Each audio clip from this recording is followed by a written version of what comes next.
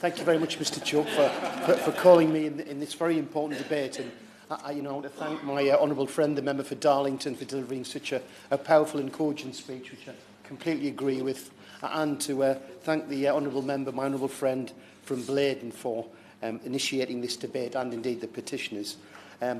Like many members, I've had lots of constituents who've contacted me, encouraging me to speak in this debate. Head teachers, support staff, parents.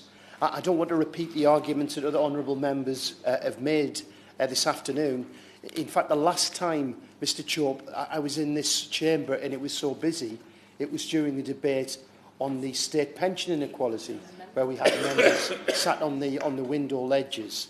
And I do hope that the government's going to take note of this terrible injustice, one of a number that really need to be addressed. And frankly, although I'm straying from my script, I must say that, when members of the government party suggest that somehow we've arrived at this current funding crisis by chance or by happenstance, let's be absolutely clear.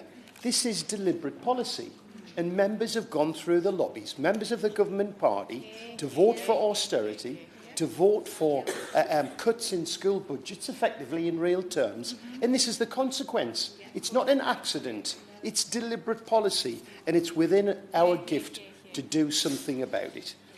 I'm really disappointed that promises that were made, that all schools would see a modest increase in funding, haven't been delivered. When you stretch the truth thin enough, people start to see through it.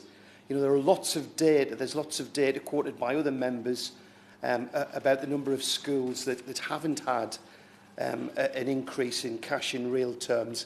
In County Durham, out of 243 schools, 194 are going to face cuts, some very, very modest increases.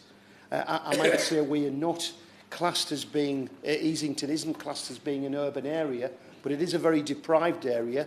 We have very large numbers of people facing all sorts of problems. I was at the opening of an extension to our food bank on Saturday, and there is an argument that areas facing such challenges should be better resourced. I'm not suggesting that we should take money away from the affluent south, but I am suggesting that we should recognise that there is a cost and that needs should be met, and that we need to provide the necessary resources.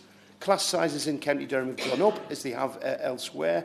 The local education authority have lost an astonishing £8.2 million between 2015 and 2020, which equates to a loss of £133 per pupil.